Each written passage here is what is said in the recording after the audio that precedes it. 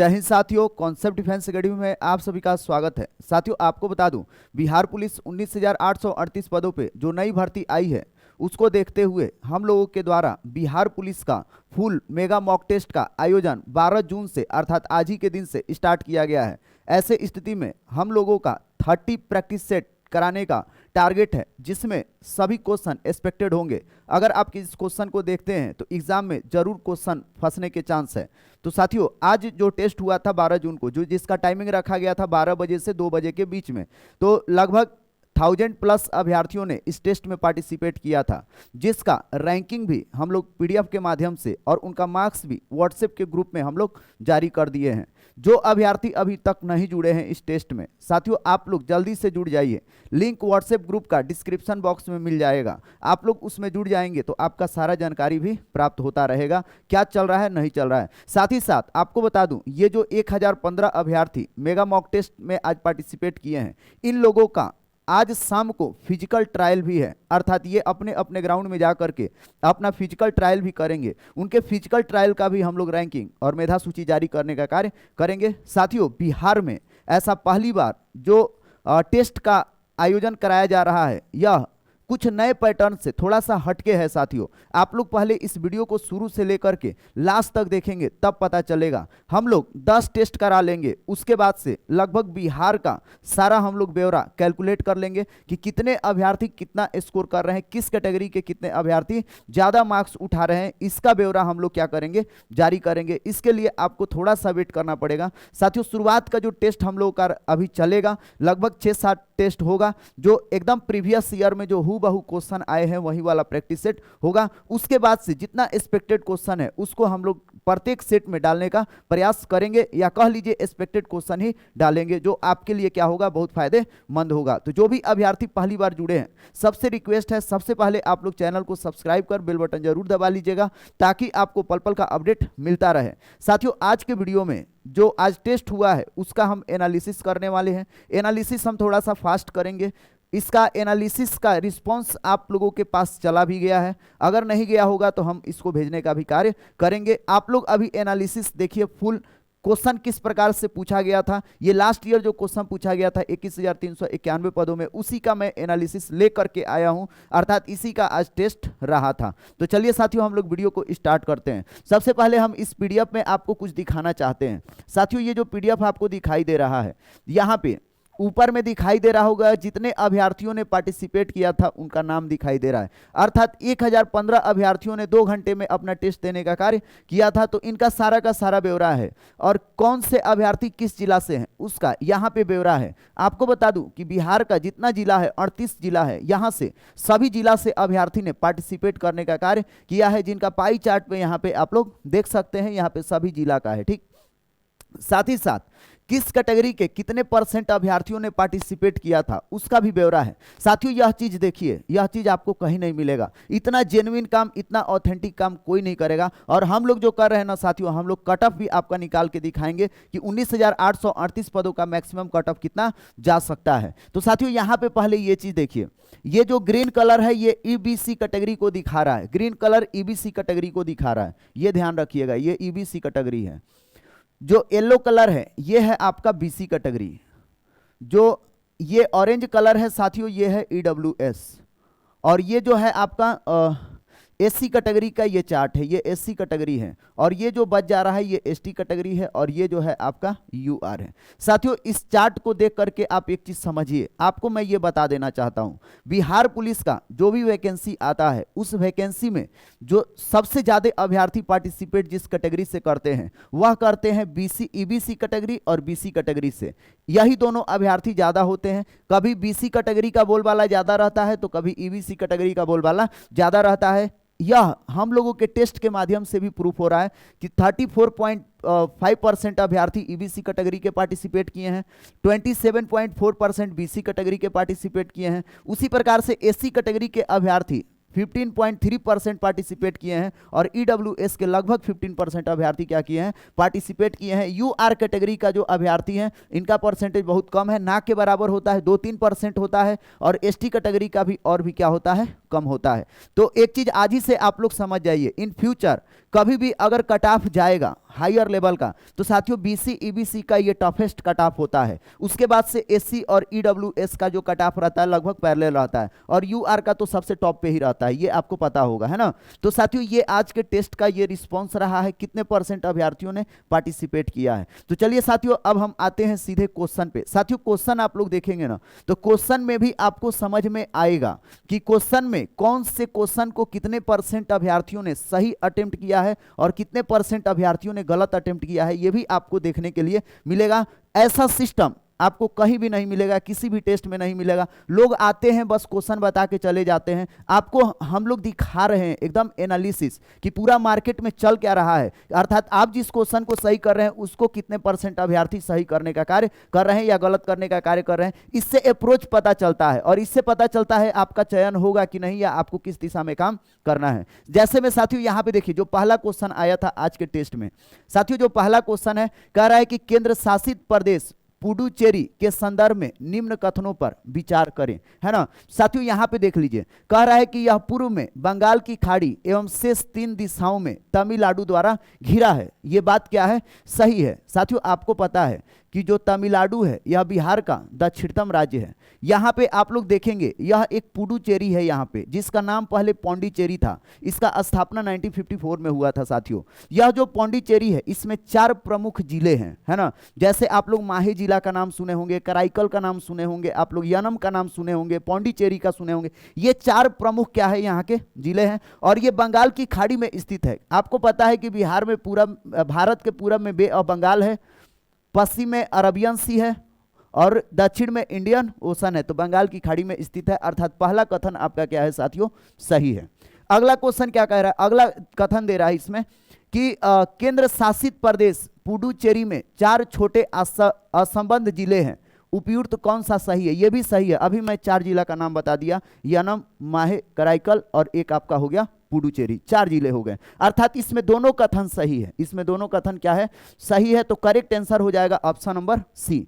अब देखिए 50% अभ्यर्थियों ने इसको सही किया है, बाकी के जो 50% अभ्यर्थी फंसे हैं वह ऑप्शन नंबर बी को लेकर के फंसे हैं और ऑप्शन नंबर ए को लेकर के फंसे हैं। अर्थात ये 50% अभ्यर्थियों का जानकारी आधा अधूरा है, ये कंप्लीट नहीं पढ़े हैं, ये कंफ्यूजन में अपना इस क्वेश्चन को क्या किए हैं, गलत किए हैं। जो एक माइंड से पढ़े हैं, जिनका तैयारी अच्छा खासा है, उनका संख्या 50% है। अर्थात साथियों बिहार पुलिस के पेपर में रिजल्ट बनना होगा तो इन 50% अभ्यर्थियों का रिजल्ट बनेगा। ये जो अभ्यर्थी होंगे इनको ज्यादा मेहनत करने का जरूरत है। साथियों हम लोगों के टेस्ट से यही चीज एक अलग पता चल रहा है कि आपको कहां पे मेहनत करने का जरूरत है। चलिएगा अब आते हैं अगले क्वेश्चन पे। साथियों आज पहला दिन है तो मैं थोड़ा सा टाइम लेकर के एक एक चीज मैं बताते चल रहा हूं, है ना, ताकि अगला टेस्ट में इतना समय मैं नहीं दूंगा। आज पहले टेस्ट में आप लोग समझ जाइए और आपकी रिस्पॉन्सिबिलिटी बनती है, यदि आप वीडियो देखते हैं तो अपने दोस्तों को शेयर करिए। यह टेस्ट एकदम फ्री में चल रहा है, पैसा हम लोग नहीं ले रहे हैं, एनालिसिस एकदम फ्री में चल रहा है। हम लोग चाहते हैं आपको अच्छा चीज, अच्छा कंटेंट दे, है ना। अगला क्वेश्चन देखिए क्या कह रहा है, अनाज कृषि का एक महत्वपूर्ण फसल है। साथियों अनाज कृषि का, इसमें 4 ऑप्शन दिया है, गन्ना, गेहूं, कपास, जूट। तो साथियों यह जो गेहूं है, गेहूं हो गया, जौ हो गया, धान हो गया, मक्का हो गया, ये सब आता है अनाज फसल में। ये सब खाने के लिए हम लोग इसका उत्पादन करते हैं या उपज करते हैं। जबकि गन्ना, कपास और जूट है साथियों ये कमर्शियल है, इसको हम लोग बेचने के उद्देश्य से क्या करते हैं, ये नकदी फसल है, बेचने के उद्देश्य से हम लोग इसका पैदावार करते हैं। अर्थात अनाज फसल में आ जाएगा गेहूं और 95% अभ्यर्थियों ने इसको सही करने का कार्य किया है। बाकी के जो 5% अभ्यर्थी हैं गलत किए हैं, अर्थात वह अपने आप को सुसाइड किए हैं। अर्थात जो अभ्यर्थी सभी क्वेश्चन को सही कर रहे हैं वह क्वेश्चन गलत नहीं होना चाहिए। अगर वो अभ्यर्थी गलत कर रहे हैं, ये जो 5% वाले हैं का रिजल्ट किसी जीवन में होने वाला नहीं है। मिस्टेक से गलत हो गया वो दूसरी बात है, लेकिन आप जानबूझ के गलत किए हैं तो फिर आपका रिजल्ट नहीं बनेगा। अब आज ये तीसरा नंबर क्वेश्चन, ये भी शानदार क्वेश्चन है, साइंस का क्वेश्चन है, प्रीवियस ईयर 21,391 पदों में पूछा गया है। यहां पे कह रहा है कि परावर्तन के नियम सत्य हैं। पहला ऑप्शन देखिए क्या कह रहा है, कह रहा है कि केवल समतल दर्पणों के लिए, केवल अवतल दर्पणों के लिए, उत्तल दर्पणों के लिए, सभी परावर्तक सतहों के लिए। साथियों सबसे पहले समझिए परावर्तन का नियम क्या है ना। आपको बता दूं साथियों कि जब आप लोग प्रकाश चैप्टर पढ़ेंगे लाइट, उसी में आपको प्रकाश के परावर्तन के नियम बताए गए हैं, है ना। प्रकाश के परावर्तन का नियम कहता क्या है साथियों, अगर किसी चमकीले सतह पर अर्थात किसी परावर्तक पृष्ठ पर, मान लीजिए हम यह एक चमकीला सतह बनाए, ध्यान से समझिएगा, एक हम कांच लिए, कांच को क्या कर दिए, एक साइड से पॉलिश कर दिए, पॉलिश कर दिए तो ऊपर वाला जो सरफेस हो गया ये वाला हो गया चमकीला सतह, ये क्या हो गया, चमकीला सतह। अब इस चमकीला सतह पर जब कोई आप प्रकाश की किरण को गुजारेंगे, प्रकाश की किरण को गुजारेंगे साथियों, है ना, प्रकाश की किरण को गुजारेंगे तो इस चमकीले सतह से टकराने के बाद यह प्रकाश की किरण इधर ही वापस लौट जाए, है ना, इस घटना को कहते हैं प्रकाश का परावर्तन। साथियों जो प्रकाश का परावर्तन होता है एक माध्यम में होता है, एक माध्यम अर्थात आप देखिए ये जो भी घटना घटा प्रकाश की किरणों का मुड़ना, यह आप देखेंगे दर्पण के एक तरफ हुआ है। अर्थात आपको बता दूं यह जो प्रकाश की किरण आई, इस किरण को आपतित किरण कहेंगे, जिस चमकीले सतह से टकराई उस सतह को कहेंगे आपतन बिंदु, क्या कहेंगे, आपतन बिंदु। और आपतन बिंदु से टकराने के बाद यह प्रकाश की किरण इसी माध्यम में वापस क्या हो गई, लौट गई, तो इस घटना को कहते हैं प्रकाश का परावर्तन। और ये जो प्रकाश का परावर्तन होता है समतल दर्पण में भी होता है, अवतल दर्पण में भी होता है, उत्तल दर्पण में भी होता है, अर्थात इसका ऑप्शन नंबर डी क्या हो जाएगा, करेक्ट हो जाएगा।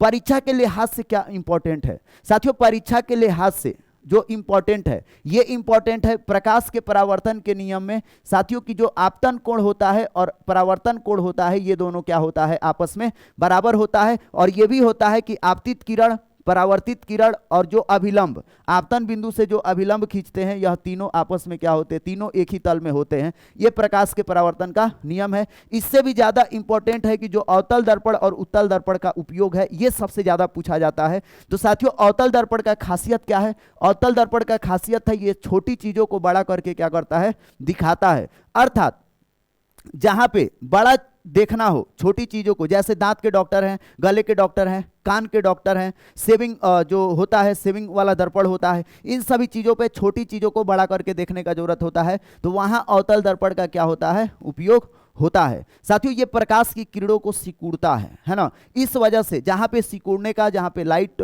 होता है, टॉर्च कह लीजिए, उसमें अवतल दर्पण का प्रयोग होता है। जो उत्तल दर्पण का काम है साथियों, यह बड़ी चीजों को छोटा करके दिखाता है। तो गाड़ी का जो साइड मिरर होता है, गाड़ी के साइड मिरर में साथियों इसी उत्तल दर्पण का क्या होता है, प्रयोग होता है। साइड मिरर में बड़ा वस्तु को छोटा करके ये दिखाता साइड मिरर, तो ट्रैफिक में कितनी गाड़ियां लगी हैं सबको दिखा देगा उत्तल दर्पण, है ना। उसी प्रकार से ये आपका समतल दर्पण है। समतल दर्पण सामान्य शब्दों में आपका जो घरेलू दर्पण है वो वाला दर्पण है। तो यहाँ पे आप लोग प्रकाश के चैप्टर को अच्छे से पढ़ के जाइएगा, है ना। 9th-10th का जो किताब है इसको साइंस वाला चैप्टर में प्रकाश का आज ही आप लोग पढ़ लीजिएगा, ये होमवर्क है। अगर आप लोग कर लेंगे यहाँ से एक क्वेश्चन आएगा। अवतल दर्पण के सामने अगर किसी वस्तु को रखेंगे किस पोजीशन पे तो क्या प्रतिबिंब बनेगा, कहां पे बनेगा, इस तरह से क्वेश्चन लास्ट ईयर पूछा गया है, तो उसको आपको अच्छे से करना है। चलिएगा साथियों आते हैं नेक्स्ट क्वेश्चन पे। कह रहा है यहां पे साथियों अगला क्वेश्चन देखिए, कह रहा है कि किसी जीव के विकासवादी इतिहास को किस रूप में जाना जाता है ना। तो इसका करेक्ट आंसर हो जाएगा साथियों जाति वृत्त। अर्थात जो जीव होते हैं, जीवों के, है ना, उनके उत्पत्ति से संबंधित यह सवाल पूछा गया है ना हिस्ट्री को। ये थोड़ा सा फिलॉसफी टाइप का है ना, तो इस पे आपको ध्यान नहीं देना। चलिए अगला कह रहा है कबूतर, मच्छर और चमगादड़ के पंख दिखाते हैं, क्या दिखाते हैं। 4 ऑप्शन दिया गया है साथियों। यहाँ पे देखिए अपसारी विकास, पूर्वजनरूपता, अभिसारी विकास और इनमें से सभी, है ना। सबसे पहले हम लोग ये समझते हैं कि ये अपसारी विभाग और अभिसारी विभाग ये सब होता क्या है, सॉरी विकास ये होता क्या है, ये समझना जरूरी है साथियों। इस सवाल में बहुत सारे अभ्यर्थी फंसे हुए हैं। देखिए ये सब सवाल का लेवल होता है। सवाल का लेवल का मतलब कि जहां पे सभी अभ्यर्थी क्या हो, बट जाएं, उस सवाल को हम लोग कहते हैं कि सच में सवाल का क्या है, लेवल है। तो यहाँ पे आप लोग देख सकते हैं साथियों। सबसे पहले समझिए अपसारी विकास क्या है। साथियों देखिए बहुत ऐसे जीव जन्म लेते हैं, है ना, जिनके पूर्वज अलग अलग होते हैं। ध्यान से समझिएगा, इस पृथ्वी पर बहुत ऐसे जीव हैं जिनके पूर्वज अलग अलग हैं, है ना।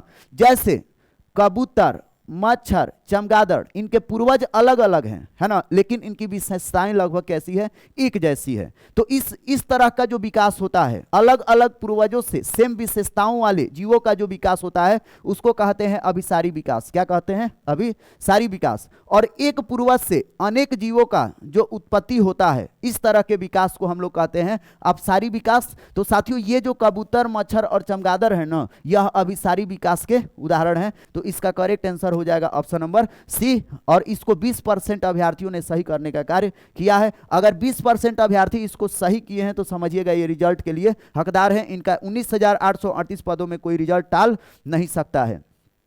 यहां पे आ जाइए, कह रहा है कि बैसिली बैक्टीरिया है जो होते हैं, तो साथियों ये छड़ाकार होते हैं, छड़ के आकार के होते हैं। इसका correct answer option number B हो जाएगा। 28% अभ्यर्थियों ने सही जवाब देने का कार्य किया है। चलिएगा हम नेक्स्ट क्वेश्चन साथियों पढ़ते हैं। साथियों हम थोड़ा सा क्वेश्चन पेपर में पढ़ेंगे, है ना, आंख में चमक रहा है, तो देखते हैं क्वेश्चन क्या कह रहा है। क्वेश्चन नंबर 7 कह रहा है कि खाने योग्य समुद्री मछलियां कौन सी है, खाने योग्य। तो साथियों खाने योग्य जो समुद्री मछलियां हैं, हिल्सा है, प्रॉम्फेट है और मैक्रल है, ये सब साथियों खाने वाली क्या है, मछलियां हैं। तो इसका correct answer option number C हो जाएगा, है ना। चलिएगा, बहुत सारे अभ्यर्थी जो समुद्री मछली लिखा है साथियों, यहां पे ध्यान दीजिए, बहुत सारे अभ्यर्थी इस क्वेश्चन को अटेम्प्ट किए हैं। ऑप्शन में लगभग 68% अभ्यर्थी इस क्वेश्चन को option number A tick out किए हैं। हिल्सा, रोहू, कतला, मांगूर, है ना, ये सब जो नदी में मछलियां पाई जाती है, तालाबों में मछलियां पाई जाती है, उस क्वेश्चन को समझ करके अभ्यर्थी क्या किए हैं, इस क्वेश्चन का आंसर दिए हैं। ध्यान से समझिए, क्वेश्चन आप लोग जब भी पढ़िए तो सटीक पढ़िए। अगर सिर्फ होता खाने योग्य मछलियां कौन सी हैं, तब हम प्रेफर करते इस वाले ऑप्शन को, लेकिन यहां पे बोल रहे हैं समुद्री मछली। समुद्री मछली आपको पहचानना था, समुद्री मछली आपसे पूछा गया था। तो साथियों समुद्री मछली आपका ये वाला है, रोहू, हिल्सा, कतला, ये समुद्री मछली नहीं है, ये नदी और तालाबों, झील और झरनों में पाई जाने वाली मछलियां हैं। और आप देख लीजिए लगभग 68% अभ्यर्थी इस क्वेश्चन को गलत किए हैं। साथियों क्या बताइए, इस तरह से अभी तक कभी आप देखे थे एनालिसिस? अगर आप इस तरह का एनालिसिस साथियों नहीं देखे हैं तो आपकी जिम्मेदारी बनती है कि वीडियो को शेयर कीजिए और कमेंट बॉक्स में एक हार्ट का इमोजी जरूर डालिए। और डिस्क्रिप्शन बॉक्स में टेस्ट का लिंक मिल जाएगा व्हाट्सएप ग्रुप का, वहां से आप लोग जुड़ जाइएगा। और कल फिर 13 जून को टेस्ट है, उसमें आपको पार्टिसिपेट करना है। चलिएगा, कह रहा है कि भारत और पांच आसियान देश अर्थात कंबोडिया, लाओस, म्यांमार, थाईलैंड और वियतनाम मिलकर के क्या बनाते हैं, है ना। तो साथियों आप लोग समझ जाइए, ये पहले आसियान जो है, आसियान देश कौन कौन से, है ना, ये क्वेश्चन भी है, इसका एब्रीविएशन पूछ लेता है। तो आसियान का मतलब हो गया ए से एसोसिएशन ऑफ, एस से साउथ, ई से ईस्ट एशियन, ए से Asian nation, association of south east Asian nation, है ना, जिसके सदस्य हैं Cambodia, Laos, PDR, Myanmar, Thailand और वियतनाम, है ना। ये सभी मिलकर के साथियों ऑप्शन दिया है यहाँ पे, बिम्स्टेक बनाते हैं, एससीओ बनाते हैं, मेकोंग गंगा कॉर्पोरेशन बनाते हैं, उपयुक्त में से कोई नहीं बनाते हैं। तो साथियों इसका करेक्ट आंसर हो जाएगा option number B, Shanghai corporation organisation, ये बनाते हैं। तो साथियों इसका करेक्ट आंसर ये हो जाएगा। और इसको देखिए मात्र 23.7% अभ्यर्थियों ने सही किया है। अब देखिए परीक्षा के लिहाज से आपको मैं होमवर्क भी दे देता हूं, जितना कैपिटल और करेंसी है, कैपिटल और करेंसी आप लोग जरूर याद रख लीजिएगा, यहां से क्वेश्चन आता है। जैसे पूछ दिया जाएगा कि वियतनाम का कैपिटल क्या है, तो वियतनाम का कैपिटल है साथियों होनोई, यहां से क्वेश्चन पूछा जाता है। थाईलैंड की राजधानी क्या है साथियों, बैंकॉक है, यह भी आपसे पूछा जाएगा, इसको भी आप लोग कर लीजिएगा। उसी प्रकार से म्यांमार का पूछ लिया जाएगा, है ना, तो म्यांमार की राजधानी नेपेडी है ना। इसी प्रकार से लाओस और कंबोडिया का भी पूछ लिया जाएगा यहाँ पे, ठीक ना। आप लोग इसको अच्छे से कर लीजिएगा, राजधानी और मुद्रा इसको याद करके जाना है। चलिए नेक्स्ट क्वेश्चन पे आते हैं।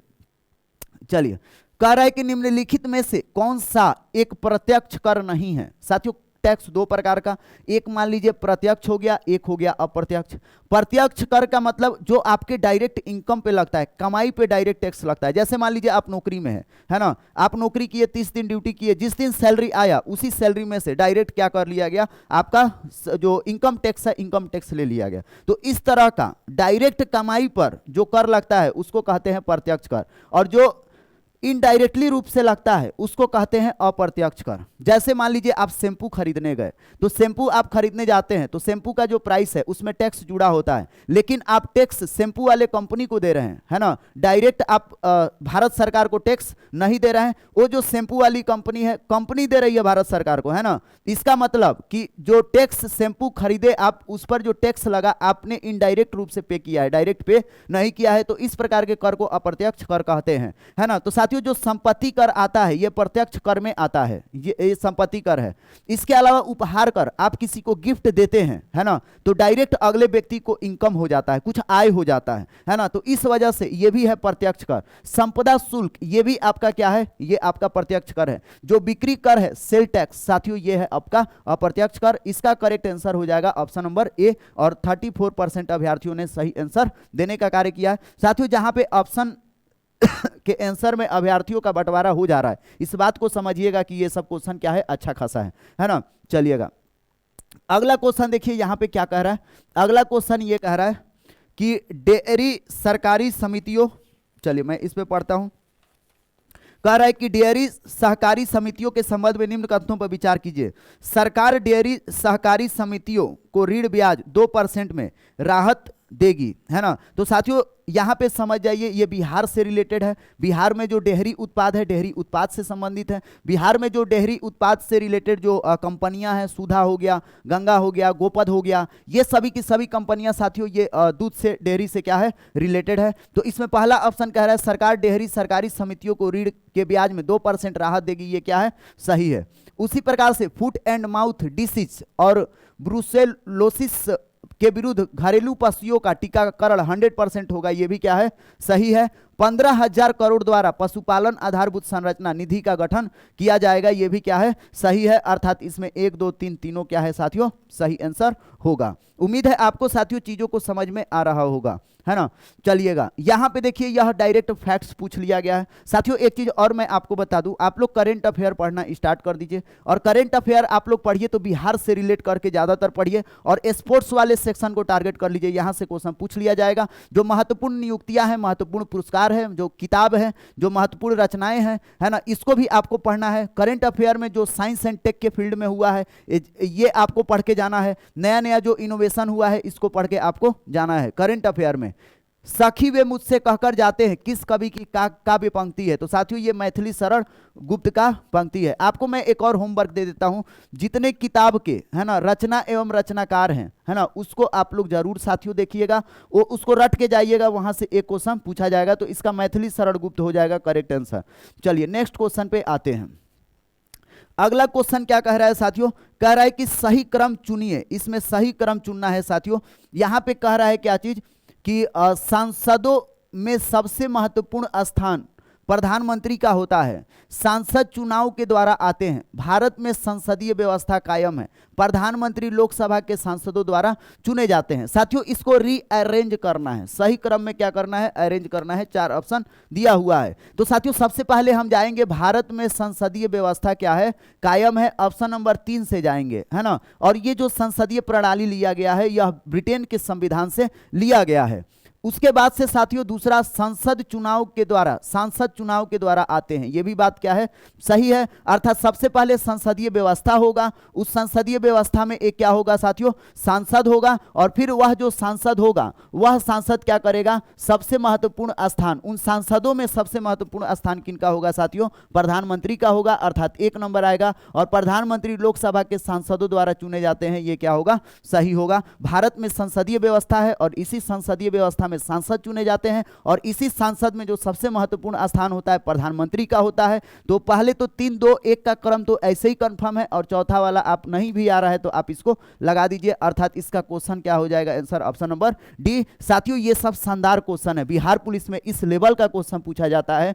जो टाइम पास वाले होते हैं, निगेटिव लोग होते हैं, दिन भर यूट्यूब पर वीडियो देखने वाले लोग होते हैं, थोड़ा सा यो देख ले वो देख, उन लोगों का रिजल्ट नहीं होता। रिजल्ट के लिए आपको थोड़ा सा नॉलेज होना चाहिए, अच्छी चीज़ों को, अच्छी कंटेंट को अच्छे तरीके से आपको पढ़ना होगा। आप लोग यह वीडियो पूरा देखिएगा, आज जो मैं वीडियो आपका एनालिसिस करा रहा हूँ, और लास्ट में कमेंट करके जरूर बताइएगा हाँ सर आपने एनालिसिस जो कराया है बहुत शानदार कराया है ना। चलिएगा यहाँ पे कह रहा है कि शुद्ध वर्तनी का चयन कीजिए। साथियों यहाँ पे देखिए, यहाँ पे अभ्यर्थी फंसे हुए हैं। यहाँ ऑप्शन ए और ऑप्शन बी में सबसे ज्यादा अभ्यर्थी क्या हो गए हैं, फंस गए हैं। कह रहा है शुद्ध वर्तनी का चयन कीजिए, कौन सा शुद्ध होगा। तो साथियों यहाँ पे जो तकनीकी ये वाला लिखा है, ये वाला क्या हो जाएगा, करेक्ट, ऑप्शन नंबर ए क्या हो जाएगा, सही हो जाएगा, है ना। चलिएगा अब आते हैं नेक्स्ट क्वेश्चन पे। कह रहा है कि सही पर्यायवाची चुनिए। रमा का पर्यायवाची चुनना है साथियों। तो यहां से एक चीज क्लियर हो गया कि आप लोगों को पर्यायवाची शब्द पढ़ करके जाना है, अर्थात बिहार पुलिस 21,391 पदों में पर्यायवाची पूछा गया, विलोम पूछा गया था। खास करके साथियों जो गद्यांश है, गद्यांश आपको पढ़ करके जाना होगा, गद्यांश से क्वेश्चन आते हैं। तो यहां पे पूछा गया है रमा का पर्यायवाची क्या होगा, रमा का पर्यायवाची इंदिरा होगा। इसको आप लोग देखिएगा साथियों। जो मैं टॉपिक बताता हूं उसको एटलीस्ट आप लोग जरूर पढ़िए, क्योंकि क्वेश्चन वहां से आते हैं।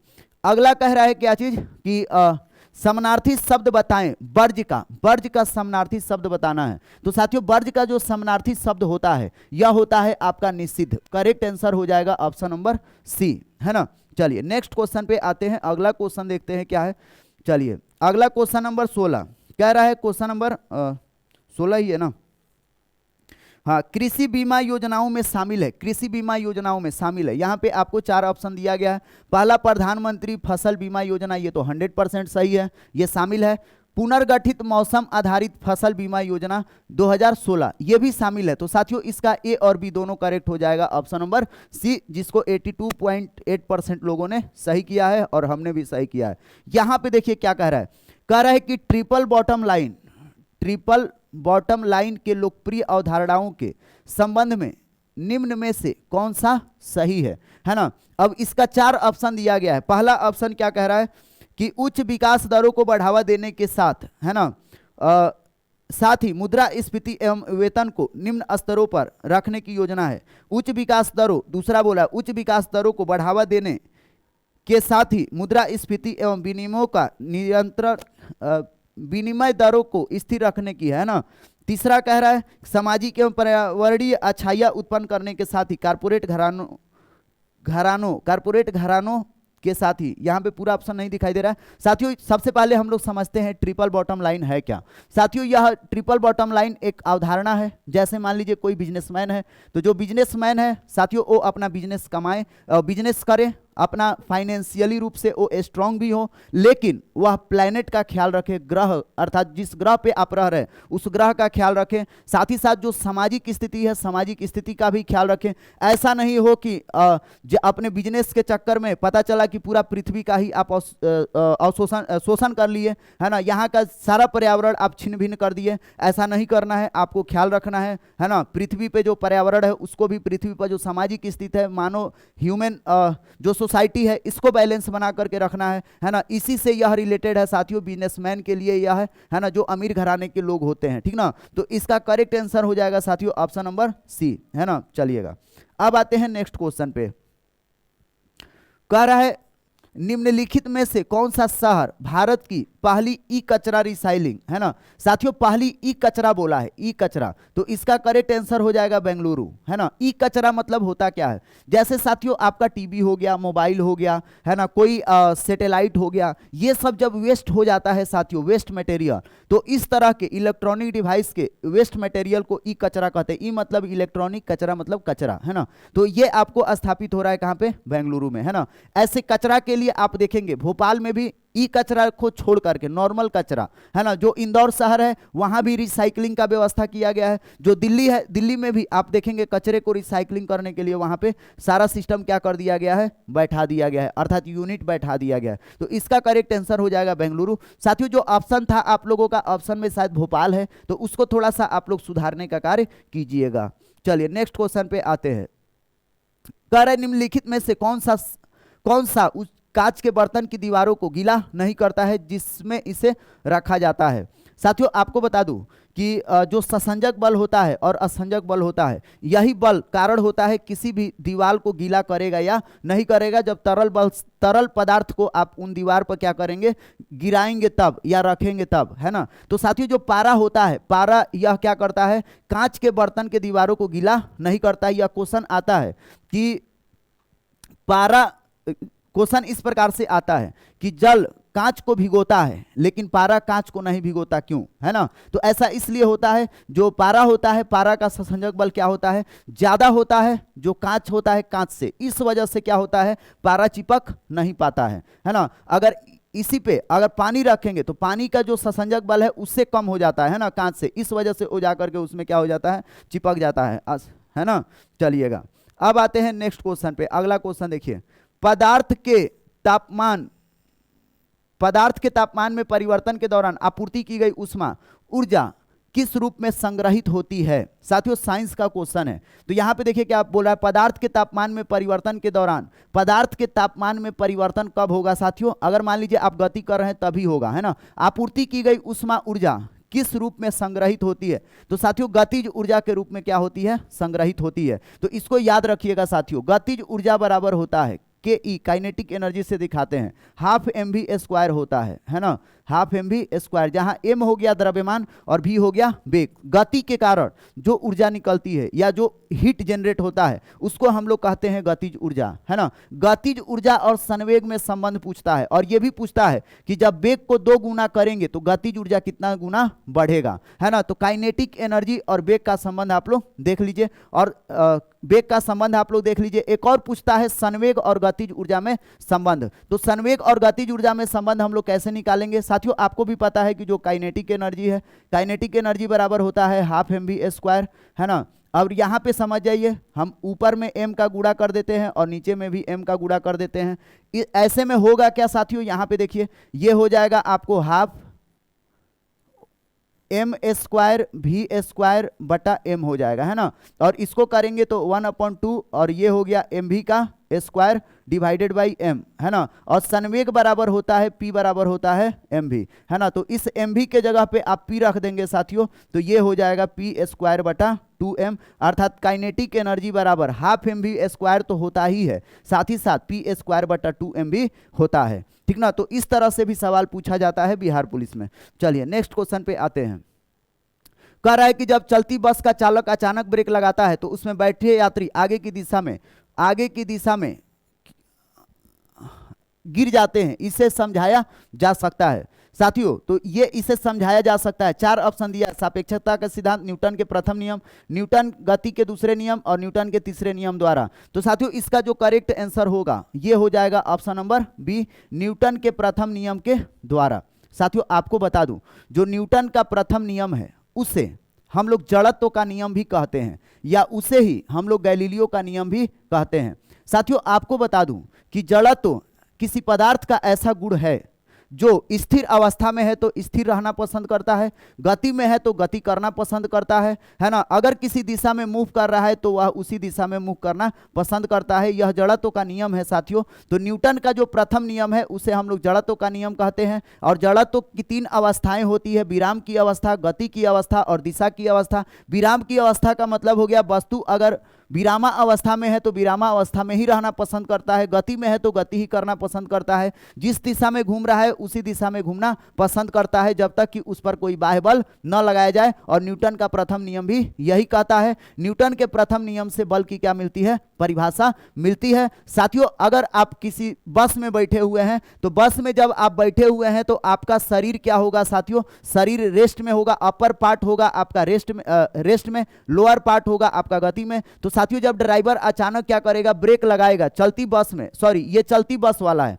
आप बस में खड़े हैं, है ना, खड़े हैं तो लोअर पार्ट आपका कांटेक्ट में है बस के, तो लोअर पार्ट गति में है और जो अपर पार्ट कमर के ऊपर का है ये क्या है, रेस्ट में है ना। तो जैसे ही आप ब्रेक लगाए, ड्राइवर ब्रेक लगाएगा तो पीछे से एक आपका एक्सटर्नल बल काम करेगा और आप आगे की तरफ क्या होंगे, झुक जाएंगे। तो जो न्यूटन का प्रथम नियम है ये बस वाले बैठे यात्री पर क्या होता है, लागू होता है, या चलते हुए बस पर भी ये क्या होता है, लागू होता है। इसका बहुत सारा उदाहरण पूछा जाता है न्यूटन के प्रथम नियम से। जैसे कंबल पे आप डंडा मारेंगे तो धूल कण का उड़ना न्यूटन का प्रथम नियम है ना। किसी पेड़ पर पका हुआ फल है, उस फल को गिराने के लिए पेड़ को झकझोरने से फल का नीचे गिरना, यह न्यूटन का क्या है, प्रथम नियम है। उसी प्रकार से न्यूटन का दूसरे गति का नियम से भी क्वेश्चन पूछता है कि कोई क्रिकेट खिलाड़ी बॉल को कैच करते समय हाथ का पीछे की तरफ खींचना, यह न्यूटन का कौन सा नियम है, तो द्वितीय नियम है। उम्मीद है आपको यह समझ में आ गया होगा। न्यूटन वाला चैप्टर आप लोग पढ़ के जाइएगा।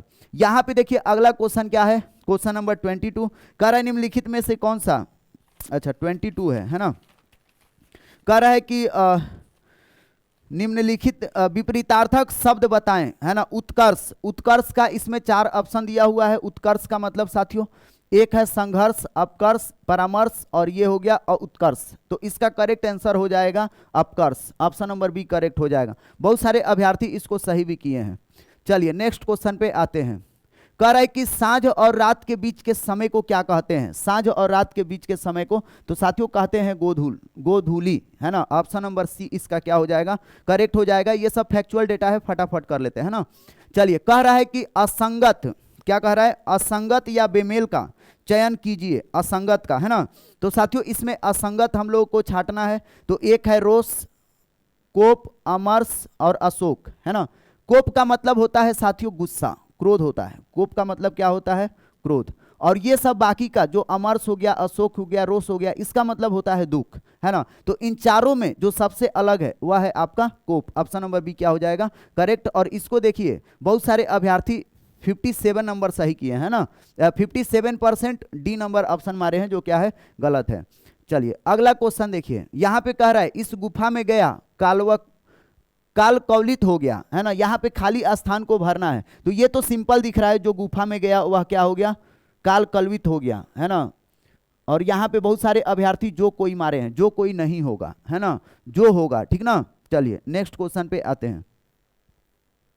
कह रहा है कि भारतीय राष्ट्रीय ध्वज में अशोक चक्र में कितनी तिलियां हैं? तो ये सभी लोग जानते हैं, कितनी है? 24। ऑप्शन नंबर ए क्या हो जाएगा? करेक्ट हो जाएगा। इसमें भी 2-4% है जो गलती मार दिया है, 22 मारा है ना। तो ऐसा भी है सब। चलिए नेक्स्ट क्वेश्चन पे आते हैं। नेक्स्ट क्वेश्चन क्या कह रहा है? कह रहा है कि फ्रेटर्निटी का अर्थ क्या होता है? साथियों यहाँ पे देखिए, ये क्वेश्चन भी अच्छा है ना। कह रहा है पहला ऑप्शन की भाईचारे की भावना, पिता तुल्य की भावना, एकता एवं अखंडता, आर्थिक न्याय का निरसन। तो साथियों फ्रेटर्निटी मतलब होता है भाईचारा। ये अक्सर आप लोग पेपर में सुनते होंगे। जैसे ही कोई पर्व त्यौहार आता है तो पेपर में फ्रेटर्निटी शब्द क्या होता है? ट्रेंडिंग में आने लगता है। फ्रेटर्निटी का मतलब होता है भाईचारे की भावना। अगला देखिए, कह रहा है कि कंप्यूटर सॉफ्टवेयर जैसे विषय आते हैं। जो कंप्यूटर सॉफ्टवेयर विषय होते हैं ये किसके अंतर्गत आते हैं?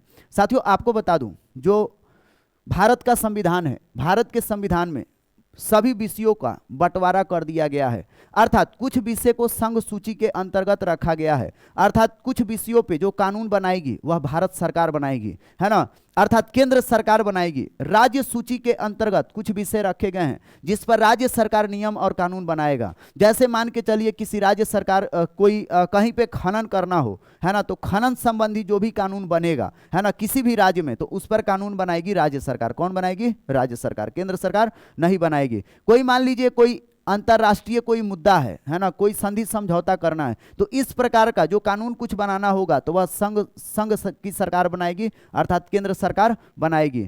तो उस तरह के विषयों को, है ना, जिस पर केंद्र सरकार का कानून बनाएगी या संघ की सरकार बनाएगी, उसे संघ सूची के अंतर्गत रखा गया। जिन विषयों पर राज्य सरकार कानून बनाएगी उन विषयों को राज्य सूची के अंतर्गत, और जिन विषयों पर दोनों मिलकर के कानून बनाएंगे अर्थात संघ सूची और राज्य सूची मिलकर के, उसको रखा गया है समवर्ती सूची के अंतर्गत, है ना। और एक सूची अवशिष्ट सूची है जिसको अलग कर दिया गया है। तो जो ये आता है कंप्यूटर सॉफ्टवेयर, ये आता है अवशिष्ट सूची के अंतर्गत। ऑप्शन नंबर डी इसका क्या हो जाएगा? करेक्ट हो जाएगा। बहुत सारे अभ्यर्थी इसको सही करने का भी कार्य किए हैं।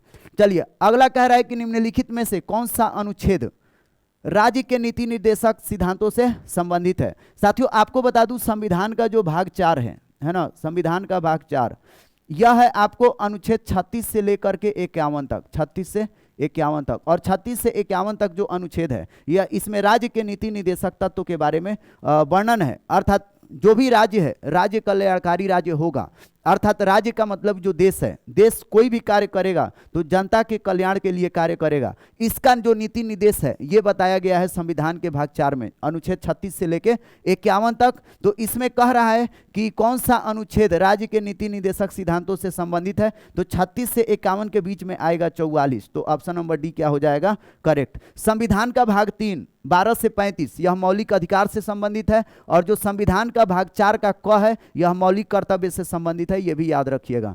चलिए अगला क्वेश्चन देखिए क्या कह रहा है। भारत में, है ना, 30 नंबर क्वेश्चन पे हम लोग आ गए। कह रहा है कि भारत में, है ना, केंद्र राज्य संबंध निर्भर है। भारत में केंद्र राज्य संबंध निर्भर है। पहला ऑप्शन कह रहा है संवैधानिक प्रावधानों पर, परंपराओं और प्रथाओं पर, न्यायिक व्याख्याओं पर, संवाद के यांत्रिकी पर, और नीचे दिए गए कूट का प्रयोग करके। अच्छा चलिएगा साथियों, कह रहा है कि भारत में केंद्र राज्य संबंध निर्भर करता है संवैधानिक प्रावधानों पर, सही है। परंपराओं और प्रथाओं पर, यह भी सही है। न्यायिक व्याख्याओं पर, यह भी सही है। संवाद के लिए यांत्रिक पर, यह भी सही है। तो साथियों इसका करेक्ट आंसर हो जाएगा ऑप्शन नंबर डी, ऑल सही है। साथियों एक चीज मैं आपको हिंट भी दे रहा हूं, अगर इस तरह से मल्टीपल चॉइस क्वेश्चन आएगा ना तो ज्यादातर का चांस रहता है ऑप्शन नंबर डी ही, उपरोक्त सभी का सही होने का क्या रहता है, संभावना रहता है। लगभग 60 से 70% में यही होता है ना। एक ही कुछ ही क्वेश्चन होते हैं जहां पे आप फंस जाएंगे, है ना। चलिएगा अगला कह रहा है कि सार्वभौम संसद की अवधारणा किस देश से ली गई है। तो साथियों ये लिया गया है इंग्लैंड के संविधान से, अर्थात ब्रिटेन के संविधान से। ऑप्शन नंबर ए करेक्ट हो जाएगा। आइए नेक्स्ट क्वेश्चन पे। साथियों जहां एक्सप्लेन करने वाला है वहां मैं एक्सप्लेन आपको कर रहा हूं। अगला क्वेश्चन देखिए क्या कह रहा है, निम्नलिखित संतों में से कौन महाराष्ट्र के क्षेत्र में सक्रिय थे। तो साथियों आपको बता दूं पिछला बार, है ना, 21,391 पदों में भक्ति आंदोलन से बहुत सारा क्वेश्चन पूछा गया था। तो संभवतः आप लोग भक्ति आंदोलन को जरूर पढ़ के जाइएगा। भक्ति आंदोलन मिलेगा कहाँ पे साथियों, आप लोग जब मेडिएवल हिस्ट्री पढ़ेंगे, मध्यकालीन भारत का इतिहास, उसी में भक्ति आंदोलन आपको दिखाई देगा, है ना। तो उसमें आप देखेंगे उस समय पूछा हुआ है, जो ये क्वेश्चन पूछा है, निम्नलिखित में से कौन सा महाराष्ट्र के क्षेत्र में सक्रिय थे। तो साथियों महाराष्ट्र के क्षेत्र में एकनाथ सक्रिय थे। इसका ऑप्शन नंबर सी क्या हो जाएगा, करेक्ट हो जाएगा। ये लोग भक्ति आंदोलन के प्रवर्तक थे। रामानंद हो गए, सूरदास हो गए, नमलवार हो गए, है ना, मीराबाई हो गई, ये सभी के सभी लोग, है ना। चलिएगा यहाँ पे कह रहा है किस पर्वतीय ज्वालामुखी ने पोम्पोई शहर को राख में दफन कर दिया। साथियों पोम्पोई शहर इटली में है ना, और इटली यूरोप महाद्वीप में है। तो इसको जो राख किया था ये किया था माउंट वेसियस, है ना। चलिएगा नेक्स्ट क्वेश्चन पे आते हैं। अगला क्वेश्चन देखिए, कह रहा है निम्नलिखित में से कौन सा बिहार में घड़ियालों का प्रजनन स्थल है। तो साथियों ये हो गया आपका गंडक नदी, ऑप्शन नंबर बी, है ना। ये आप लोग पढ़ के जाइएगा। साथियों बिहार स्पेशल का कुछ चैप्टर मैं पढ़ा दिया हूं, तो उस चैप्टर को आप लोग जरूर देख के जाइए। और बिहार स्पेशल से कम 15 क्वेश्चन आएगा, यह आप लोग लिख लीजिए। साथियों पिछला साल जो क्वेश्चन आया था उसका मैं लाइव एनालिसिस कराया था, तो वह लाइव एनालिसिस का वीडियो प्ले लिस्ट में मिलेगा, वह वीडियो आप लोग जरूर देख लीजिए। जो भी 19,838 पदों के अभ्यर्थी हैं आप लोग देखेंगे तभी आप लोगों का चयन होगा। चलिए अब आते हैं नेक्स्ट क्वेश्चन पे। कह रहा है निम्नलिखित में से कौन सी कंपनी चौथे राष्ट्रीय जल पुरस्कार में सर्वश्रेष्ठ उद्योग श्रेणी में प्रथम स्थान हासिल किया है। तो साथियों ये एनटीपीसी बरौनी है, ऑप्शन नंबर सी इसका करेक्ट हो जाएगा। और आप लोग देख लीजिए करेंट अफेयर का जो भी क्वेश्चन आ रहा है बिहार से रिलेट करके आ रहा है, इसीलिए मैं बार बार कहता हूं कि आप लोग अपना तैयारी करिए करेंट अफेयर का, तो बिहार स्पेशल को देखते हुए आप लोग अपना तैयारी करिए। चलिए नेक्स्ट क्वेश्चन पे आते हैं 36 पे। 36 कह रहा है किस इतिहासकार ने अकबर द्वारा प्रतिपादित दीन इलाही को एक धर्म कहा है ना। तो साथियों अबुल फजल ने इनको कहा है ना, दीन ए इलाही को एक धर्म कहा था। अकबर के 9 रत्नों में अबुल फजल क्या थे, शामिल थे। ये बात को आप लोग याद रखिएगा। और इनकी रचना है अकबरनामा, है ना, आईने अकबरी, ठीक ना। चलिए कह रहा है कि बंगाल का अंतिम स्वतंत्र शासक कौन था, बंगाल का, है ना। तो साथियों बंगाल का जो संस्थापक था यह था मुर्शिद कुली खान, पहले ये याद रखिए, संस्थापक था मुर्शिद कुली खान। और इसका जो अंतिम संस्थापक था वह था आपको अंतिम स्वतंत्र शासक था, है ना, वह था सिराजुद्दौला। तो ऑप्शन नंबर इसका क्या हो जाएगा, धर्मपाल रामपाल, इसका ऑप्शन नंबर डी हो जाएगा, है ना। अंतिम स्वतंत्र शासक था सिराजुद्दौला, ये याद रखिएगा, सिराजुद्दौला, ठीक ना। चलिए सिराजुद्दौला। चलिए नेक्स्ट क्वेश्चन पे आते हैं। अगला कह रहा है कि बांग्लादेश की स्वतंत्रता की घोषणा कब की गई। तो साथियों बांग्लादेश की, ये तो फैक्चुअल है, ये सभी रटे हुए 1971। साथियों देखिए जो फैक्चुअल है ना, अभ्यर्थी बहुत ज्यादा सही करते हैं। फैक्ट्स वाला क्वेश्चन आप लोग गलत मत कीजिएगा, नहीं तो सारा मामला बिगड़ जाएगा।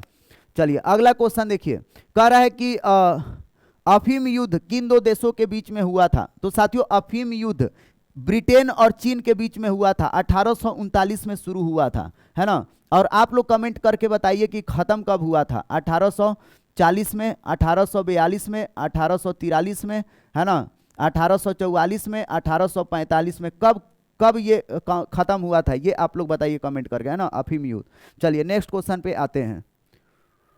अगला क्वेश्चन देखिए, सिंधु घाटी सभ्यता के लोग किसकी पूजा करते थे। साथियों हम चैप्टर वाइज कुछ हिस्ट्री पढ़ाए हुए हैं, एंशिएंट हिस्ट्री, जिसमें हम हड़प्पा सभ्यता पढ़ा दिए हैं, उसको आप लोग जाके जरूर पढ़ लीजिएगा, है ना।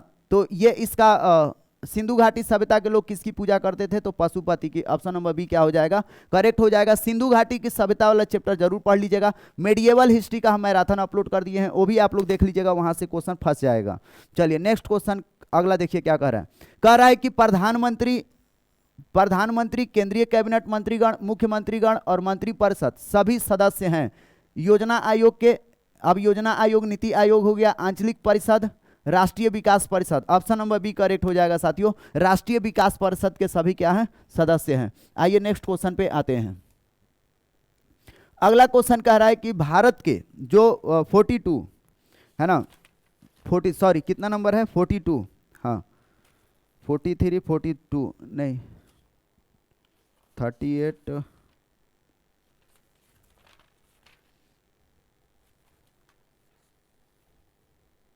हाँ चलिएगा।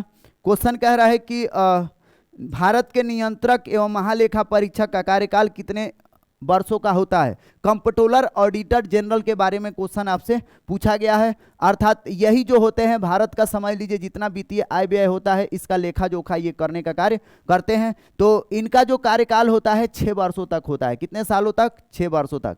इनके बारे में जो प्रावधान किया गया है, यह प्रावधान किया गया है संविधान के अनुच्छेद 48 से 51 तक, ये याद रखिएगा, है ना, 48 से 51 तक,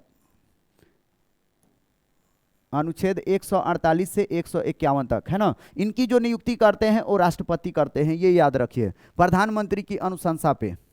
नेक्स्ट क्वेश्चन देखिए, नेक्स्ट क्वेश्चन यहाँ पे कह रहा है 43 कि बिहार के निम्नलिखित हस्तियों में से निम्नलिखित में से कौन सा सही है? कह रहा है यहाँ पे भारतीय संविधान में 3 प्रकार की नगर पालिकाओं का प्रावधान करती है, सही है, पहला ऑप्शन सही है। कह रहा है भारत के कैग की नियुक्ति भारत के प्रधानमंत्री के द्वारा नहीं, अभी बताए हैं कि राष्ट्रपति के द्वारा की जाती है ना, प्रधानमंत्री के अनुशंसा पे। भारतीय संविधान की अनुसूचियां 11 भाषाओं से संबंधित है, अनुसूची 11, ये भी गड़बड़ है ना। भारत के राष्ट्रपति का चुनाव 5 वर्षों के कार्यकाल के लिए होता है, ये वाला क्या है? सही है। अर्थात पहला और चौथा ये आपका क्या है? सही है। तो कौन सा ऑप्शन दिखाई दे रहा है? ऑप्शन नंबर ए क्या है? करेक्ट है। और बहुत सारे अभ्यर्थी सही भी इसको करने का कार्य किए हैं। आइए नेक्स्ट क्वेश्चन पे आते हैं। कह रहा है निम्नलिखित में से किसको 2023 में पद्म श्री अवार्ड से सम्मानित किया गया था? तो साथियों सुभद्रा देवी, ऑप्शन नंबर सी क्या हो जाएगा? करेक्ट हो जाएगा। स्टार्टिंग में ही मैं बोला कि आप लोग अवार्ड को जरूर पढ़ के जाइए, है ना। अगला देखिए क्या कह रहा है, क्वेश्चन नंबर 45। क्वेश्चन नंबर 45 आपका ये कह रहा है कि पटना रांची वंदे भारत एक्सप्रेस के बारे में निम्नलिखित में से कौन सा कथन सही है? साथियों देखिए बिहार से ही रिलेटेड करके क्वेश्चन करंट अफेयर का पूछ रहा है, तो आप लोग बिहार से ही जोड़ के पढ़िएगा। कह रहा है कि यह बिहार में चलने वाली पहली वंदे भारत, सही है। प्रधानमंत्री नरेंद्र मोदी ने इसे 28 जून 2023 को रांची रेलवे स्टेशन से झंडा दिखाया, ये भी सही है। ए और बी दोनों सही है, ऑप्शन नंबर सी करेक्ट हो जाएगा। चलिए नेक्स्ट क्वेश्चन पे आते हैं 45 पे। कह रहा है कि मार्च 2023 में अनुसूचित वाणिज्यिक बैंकों में जीएनपीए का अनुपात कितना था? तो साथियों फैक्चुअल डेटा है 5.9% हो जाएगा, है ना। चलिएगा कुछ क्वेश्चन साथियों पूछ देता है बहुत ही पुराना करंट अफेयर, है ना। जैसे 2024 में एग्जाम हो रहा है, क्वेश्चन पूछ दिया 2022 का करंट अफेयर, तो इस तरह का क्वेश्चन आता है तब आपको तुक्का मारना पड़ेगा। 1-2 साल पहले का कोई भी करंट अफेयर याद नहीं करके जाता है। अगला देखिए क्या कह रहा है, कह रहा है निम्नलिखित में से कौन सा भारत में गरीबी का कारण है? तो भारत में साथियों जो गरीबी का कारण है, पहला कह रहा है कि कम पूंजी का निर्माण, है ना, तो सही बात है, यहाँ पे लोगों के पास कैपिटल नहीं है। दूसरा बुनियादी ढांचे की कमी, बुनियादी ढांचा का भी कमी है, न तो लाइट का व्यवस्था है, न बिजली का व्यवस्था है, न पानी का व्यवस्था है, न रोडवेज अच्छा है, न रेलवेज अच्छा है। इस वजह से यहाँ पे क्या है साथियों, बुनियादी ढांचे का कमी है। इस कारण से भी लोग कुछ कर नहीं पाते हैं, मैन्युफैक्चरिंग नहीं कर पाते हैं, अपना इनकम नहीं बढ़ा पाते हैं। जनसंख्या का दबाव भी है। तो साथियों इसका करेक्ट आंसर हो जाएगा ऑप्शन नंबर डी करेक्ट हो जाएगा। और देखिए 86.8% लोगों ने सही करने का कार्य किया है। 1011 अभ्यर्थियों ने इस क्वेश्चन को अटेम्प्ट किया है। साथियों बहुत ही शानदार क्वेश्चन है ये सब, है ना, इसलिए मैं कह रहा हूं आप लोग देखिए और वीडियो को ज्यादा से ज्यादा शेयर कीजिए। इतना शानदार एनालिसिस और इतना अच्छा डेटा, इतना अच्छा तरीके से आपको कोई नहीं पढ़ाएगा। अगला क्वेश्चन देखिए क्या कह रहा है, कह रहा है शकरकंद एक भूमिगत संरचना है जो भोजन का भंडारण करती है। इस पौधे में भोजन कहाँ बनता है? तो साथियों पौधे में जो भोजन बनाने का कार्य करती हैं वो करती हैं पत्तियां, है ना। ऑप्शन नंबर ए क्या हो जाएगा? करेक्ट हो जाएगा। ध्यान से समझिएगा, शकरकंद एक भूमिगत संरचना है जो भोजन का भंडारण करती है। इस पौधे में भोजन कहाँ बनता है, भोजन कहाँ बनता है ये पूछा है साथियों। तो पतियों में बनता है भोजन, तो करेक्ट आंसर क्या हो जाएगा, ऑप्शन नंबर ए, है ना। चलिएगा नेक्स्ट क्वेश्चन पे आते हैं। अगला क्वेश्चन क्या कह रहा है कि गन्ने का रेड रोग किसके कारण होता है, या लाल सड़न किसके कारण होता है। तो साथियों यहाँ पे जो कोलेस्ट्रियम फैक्टम होता है इसके कारण होता है, ऑप्शन नंबर सी। यह फैक्चुअल डेटा है, इसको आपको याद करना होगा। चलिए नेक्स्ट क्वेश्चन पे आते हैं 50 नंबर पे। कह रहा है कि रंध्र का खुलना और रंध्र का बंद होना किसके द्वारा किया जाने वाला कार्य है। तो साथियों ये जो कार्य है ये आपका रक्षक कोशिकाओं के द्वारा किया जाने वाला कार्य है, ऑप्शन नंबर डी क्या हो जाएगा, सही हो जाएगा। साथियों 50 क्वेश्चन हो गया। अब 50 क्वेश्चन का एनालिसिस, है ना। थोड़ा अब पानी पी लेते हैं फिर उसके बाद से करते हैं, तब तक आप लोग भी थोड़ा सा रिफ्रेश हो जाइए। चलिए अभी आते हैं पानी पी के।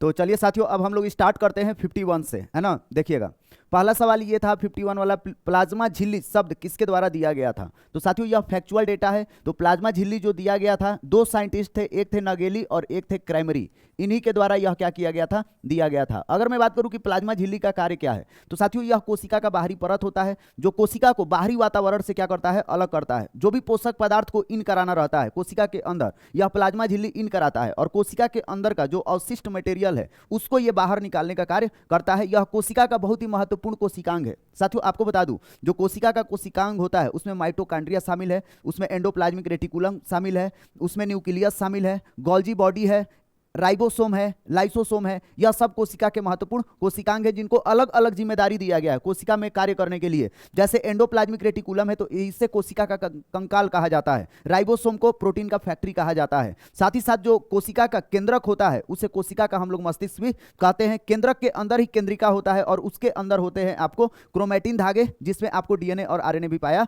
जाता है। माइटोकॉन्ड्रिया को कोशिका का पावर हाउस कहा जाता है। साथियों आपको बता दूं कि यह जो कोशिका है, कोशिका बहुत ही इंपॉर्टेंट चैप्टर है, आप लोग उसको अच्छा से रिवीजन कर लीजिएगा, है ना। चलिएगा अब आते हैं अगला क्वेश्चन देखते हैं। कह रहा है कि यूएनडीपी क्या तैयार करता है। सबसे इंपॉर्टेंट चीज है कि यूएनडीपी है क्या। साथियों यूएनडीपी का मतलब होता है यूनाइटेड नेशन डेवलपमेंट प्रोग्राम, जिसका काम होता है मानव विकास सूचकांक को तैयार करना। इसको देखिए लगभग 73% अभ्यर्थी क्या किए हैं, सही किए हैं। अक्सर इस तरह के क्वेश्चन सभी अभ्यर्थी रटे होते हैं। 1006 अभ्यर्थियों ने इसको अटेम्प्ट किया है। चलिएगा नेक्स्ट क्वेश्चन देखते हैं साथियों। नेक्स्ट क्वेश्चन क्या है, 53 नंबर कह रहा है साथियों कि नई सार्वजनिक क्षेत्र उद्यम अर्थात पीएससी नीति 2021 के अनुसार कौन सा कथन सत्य या असत्य है ना। तो साथियों यहां पे देखिए पहला कह रहा है रणनीतिक क्षेत्र में शामिल है परमाणु ऊर्जा, अंतरिक्ष एवं प्रतिरक्षा, ये तो सही है। ये भारत के या गवर्नमेंट ऑफ इंडिया के कह लीजिए रणनीति में शामिल है। ये परमाणु ऊर्जा, अंतरिक्ष और प्रतिरक्षा का जो विषय है। परिवहन एवं दूरसंचार ये भी आपका शामिल है रणनीतिक क्षेत्र में। पावर, पेट्रोलियम, कोयला एवं अन्य खनिज ये भी क्या है, सही है। ये तीनों का तीनों शामिल है रणनीतिक क्षेत्र में, है ना। इस नीति के तहत सार्वजनिक क्षेत्र उद्यम नीति 2021 के अनुसार बैंकिंग, बीमा और वित्तीय सेवाएं ये भी क्या है, पीएससी के अंतर्गत ये शामिल है।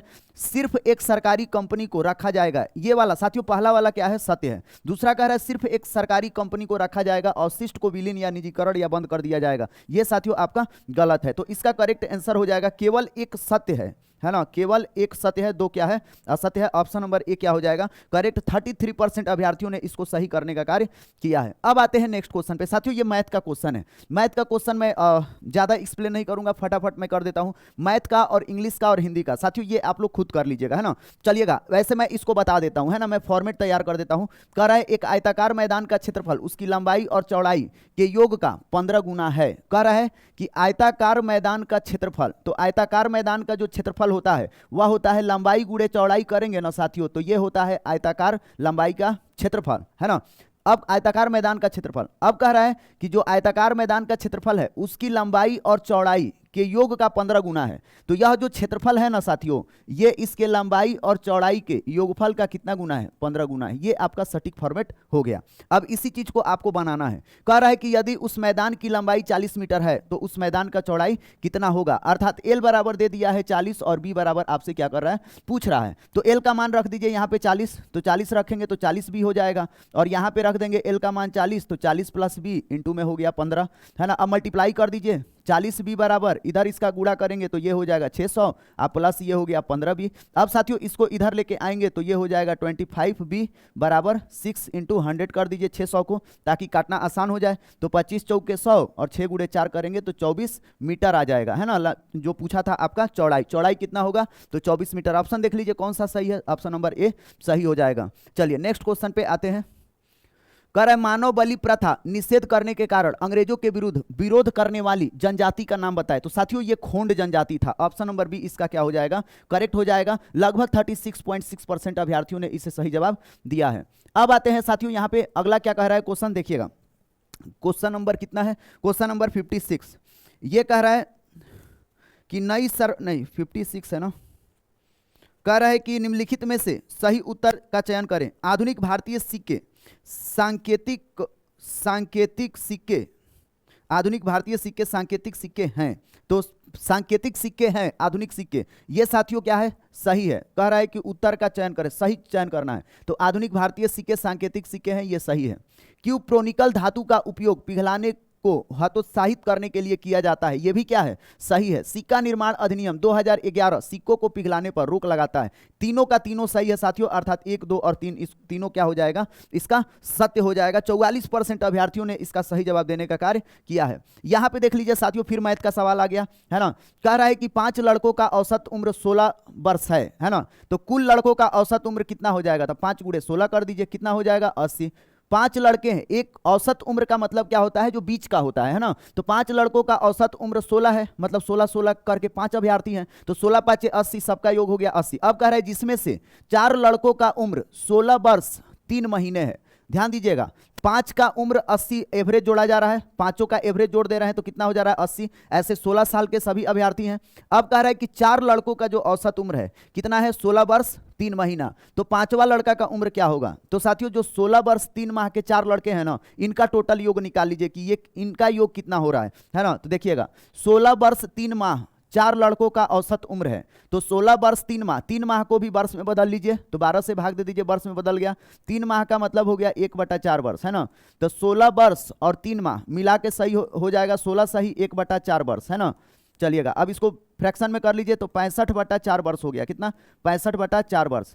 अब ये कितने लड़कों का औसत उम्र है, तो 4 लड़कों का औसत उम्र है, तो 4 से मल्टीप्लाई कर दीजिए तो कट जाएगा, कितना आ जाएगा, 4 लड़कों का औसत उम्र हो गया 16। 4 लड़कों का औसत उम्र यदि 16 वर्ष 3 माह है तो सबका उम्र का योग हो जाएगा 65 वर्ष, कितना 65 वर्ष। तो ध्यान दीजिए, इस 5 का उम्र है 80, औसत उम्र है 80, और 4 का औसत उम्र कितना है 65, तो जो 5वां लड़का हो जाएगा घटा दीजिए, कितना हो जाएगा 15 वर्ष। ऑप्शन नंबर ए करेक्ट हो जाएगा। 39.7% अभ्यर्थियों ने सही किया है। चलिए नेक्स्ट क्वेश्चन देखते हैं साथियों, अब थोड़ा फटाफट किया जाएगा। अगला देखिए क्या कह रहा है, चलिएगा नेक्स्ट क्वेश्चन है आपका, किस संघ के पशुओं में संयुक्त पैर होते हैं। संयुक्त पैर साथियों ये जंतु विज्ञान से है, आप लोग जंतु विज्ञान का जो बंटवारा है ये पढ़ लीजिएगा। जीवधारियों का वर्गीकरण, है ना, ये सबसे इंपॉर्टेंट है। एनिलिडिया के बारे में, मोलास्का के बारे में, साथ ही साथ जो पक्षी वर्ग है उसके बारे में, जो रेंगने वाले रेप्टाइल वर्ग हैं उनके बारे में, जो उड़ने वाले वर्ग हैं उनके बारे में, उभयचर वर्ग के बारे में, जितना भी है साथियों जंतु का वर्गीकरण सब पढ़ लीजिएगा आप लोग, है ना। तो इसमें साथियों आर्थ्रोपोडा हो जाएगा जिसमें संयुक्त पैर होते हैं। ऑप्शन नंबर इसका सी करेक्ट हो जाएगा, ये फैक्चुअल डेटा है। चलिए नेक्स्ट क्वेश्चन पे आते हैं। अगला क्या कहा, निम्नलिखित में से किसे लैटिन में वैक्सीनिया कहा जाता है। तो इसका करेक्ट आंसर हो जाएगा काउपॉक्स, है ना। काउपॉक्स को लैटिन भाषा में वैक्सीनिया कहा जाता है। चलिए नेक्स्ट क्वेश्चन पे आते हैं। अगला क्वेश्चन 59 के बाद 60 देखिए। 60 नंबर क्वेश्चन क्या दे रहा है साथियों, यहाँ पे देखिए 60 नंबर क्वेश्चन, हाँ चलिएगा। कह रहे निम्नलिखित में से कौन सा सबसे कठोर धातु है। साथियों यहाँ पे ऑप्शन में थोड़ा सा गड़बड़ हो गया था, यहाँ पे प्लैटिनम हम लोगों ने भर दिया था। ऑप्शन के अकॉर्डिंग जो सबसे कठोर धातु होगा साथियों वो होगा टंगस्टन, तो इसका करेक्ट आंसर हो जाएगा ऑप्शन नंबर डी, है ना। चलिएगा नेक्स्ट क्वेश्चन पे आते हैं। कह रहे हैं निम्नलिखित में से कौन सी धातु पारद के साथ मिश्रण नहीं करती, अर्थात पारद के साथ जो मिश्रण नहीं करती वह आपका हो गया लोहा। साथियों आप लोग के पास अगर स्पीडी होगा तो स्पीडी का साइंस आप लोग पढ़ लीजिए, बहुत अच्छा है, वहां से क्वेश्चन अधिकतर इसमें सब फंस जाते हैं ना। कह रहा है अंकुरित जौ के दानों के किण्वन से प्राप्त एल्कोहल को क्या कहा जाता है। तो साथियों जो अंकुरित बीज से तैयार होता है, अंकुरित बीज के दानों से अंकुरित जौ के दानों के किण्वन से, है ना, मतलब सड़ा करके जो एल्कोहल प्राप्त होता है उसे बियर कहते हैं। और जो फल के किण्वन से, है ना, जो तैयार होता है वाइन, उसे हम लोग वाइन कहते हैं। क्या कहते हैं? वाइन। ध्यान समझिएगा, अंकुरित जौ के दानों के किण्वन से जो एल्कोहल प्राप्त होता है उसे बियर कहते हैं, है ना। ये अनाज से प्राप्त होता है, जबकि फलों के किण्वन से जो हम लोग एल्कोहल प्राप्त करते हैं उसको हम लोग कहते हैं वाइन। ठीक ना। चलिए नेक्स्ट क्वेश्चन पे आते हैं। कह रहा है यहां पे कि निम्नलिखित में से, है ना, एक रेडियोधर्मी पदार्थ का आधा जीवन 4 महीने का होता है, पदार्थ का 3/4 हिस्सा क्षय हो जाएगा कितने महीने में? तो साथियों ये कॉमन सेंस है, 8 महीनों में क्या हो जाएगा? क्षय हो जाएगा। Option number C. चलिए नेक्स्ट क्वेश्चन पे आते हैं। अगला क्वेश्चन कह रहा है कि आर्कटिक क्षेत्र और अंटार्कटिक महाद्वीप कहाँ स्थित है। साथियों आपको बता दूं पृथ्वी पर 2 ध्रुव हैं, है ना। मान लीजिए ये हम लोगों का पृथ्वी है, तो यहाँ पे हो गया हम लोगों का नॉर्थ पोल और ये हो गया आपको साउथ पोल हो गया, है ना। और इसी में आप देखेंगे 70% पानी और 30% स्थल भाग है। और जो 30% स्थल भाग है यह 30% अलग अलग महाद्वीपों में बटा हुआ है। ये हो गया यूरोप, इसी से सटा है एशिया, ये हो गया आपका अफ्रीका महाद्वीप, इधर हो गया आपका ऑस्ट्रेलिया महाद्वीप, इधर हो गया उत्तरी अमेरिका और इधर हो गया आपका दक्षिणी अमेरिका हो गया। तो और ये वाला जो क्षेत्र है साथियों ऊपर वाला, इसको कहते हैं आर्कटिक क्षेत्र। क्या कहते हैं? आर्कटिक क्षेत्र। और जो हम लोग का 7वां महाद्वीप है ये है अंटार्कटिका। ये क्या है? अंटार्कटिका, जो सिर्फ और सिर्फ बर्फ ही बर्फ है यहाँ पे, है ना। तो ये दोनों जो अंटार्कटिका महाद्वीप है और आर्कटिक क्षेत्र है, ये आपको उत्तरी ध्रुव और दक्षिणी ध्रुव पे क्या है? स्थित है। तो इसका जो करेक्ट आंसर हो जाएगा ऑप्शन नंबर बी। ठीक ना। चलिएगा नेक्स्ट क्वेश्चन पे आते हैं। अगला क्वेश्चन देखिए क्या कह रहा है। निम्नलिखित में से कौन